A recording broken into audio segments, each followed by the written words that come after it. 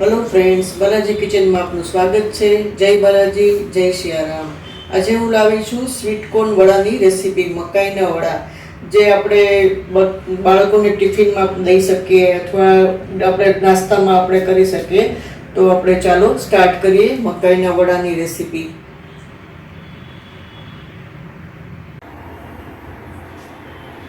तो friends start करिए આપણે સ્વીટ કોર્ન વડાની રેસીપી। એના માટેના આપણે ઇન્ગ્રેડિયન્ટ્સ જોઈ લઈએ। આ સ્વીટ કોર્ન છે 1.5 કપ મેજરિંગ કપ પ્રમાણે। આ 1/4 કપ બેસન છે। આ 1/4 કપ રાઈસ ફ્લોર છે। આ એક મીડિયમ સાઇઝનો કાંદો છે। આ અડધો ગાજર ખમણેલું છે અને આ કોથમરી છે। આ 1/4 ટીસ્પૂન હલ્દી છે। આ 1 ટીસ્પૂન જીરું છે અને આ 2 ટેબલસ્પૂન જેટલા મકાઈના દાણા છે, આખા આપણે જે નાખશું। આ કરી પત્તા છે અને આ આદુ મરચાં છે અને આ ટેસ્ટ ટુ સોલ્ટ। અને હવે આપણે બધું મિક્સર ગ્રાઇન્ડમાં લઈ લેશું મકાઈ આપણી। હવે આપણે આ મિક્સર ગ્રાઇન્ડમાં લઈ લીધા છે। હવે આપણે તેને પીસી લેશું, પણ એકદમ ફાઇન પેસ્ટ નથી કરવાની, દરદરું પીસવાનું છે। પલ્સ મોડ ઉપર આપણે એને પીસી લેશું। તો ફ્રેન્ડ્સ, આપણું આ મકાઈ પીસાઈ ગઈ છે। હવે આપણે એમાં 1/4 કપ બેસન એડ કરીશું। પછી 1/4 કપ રાઈસ ફ્લોર। આ એક ઓનિયન છે।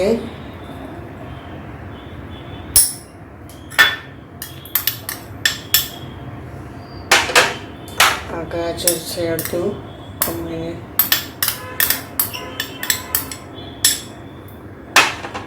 આ કરી પત્તા છે।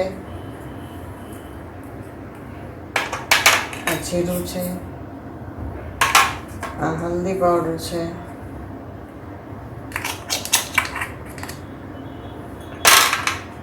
આ કોર્ન છે, આખા રાખ્યા છે થોડાક, એટલે એનામાં ક્રંચ આવે આપણે વડા માટે। અને આ કોથમરી છે। હવે આપણે એમાં સોલ્ટ એડ કરીશું।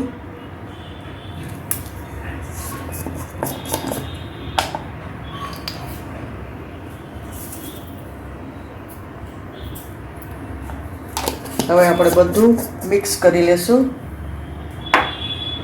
ફ્રેન્ડ્સ, આપણે તેલ ગરમ કરવા મૂકી દીધું છે અને હવે આપણે વડા વાળી લેશું। પહેલાં આપણે તેલવાળો જરાક હાથ કરી લેશું। પછી તમારે જે સાઈઝના વડા વાળવા હોય એ સાઈઝના વડા વાળી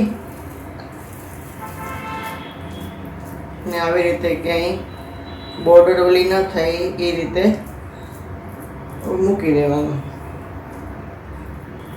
નાના મોટા જે રીતના તમારે સાઈઝ જે જોઈએ એ પ્રમાણે રાખી દેવાના। આવી રીતે આપણે બધા વડા વાળી લેશું અને પછી તળી લેશું। આપણા વડા બધા વળાઈ ગયા છે અને તેલ બી આવી ગયું છે। તો હવે આપણે એને ફ્રાય કરીએ।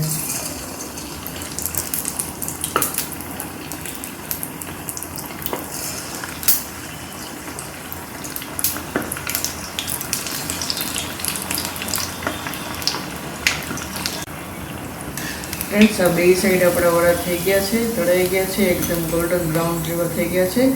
હવે આપણે એને નીકાળી લઈશું કિચન ટોવેલ ઉપર, એક્સ્ટ્રા તેલ બધું થઈ જાય એમાંથી। અને હવે આપણે બીજા આવી રીતે બધા વડા આવી રીતે તળી લેશું। અને થોડી વાર એને એમનેમ જ તળાવવા દેવાના છે, તરત એને ટર્ન નથી કરવાના। થોડી વાર તળાઈ જાય, ગોલ્ડન બ્રાઉન જેવું થઈ જાય પછી જ ટર્ન કરવાનું, નહીં તો આપણા વડા ફાટી જશે।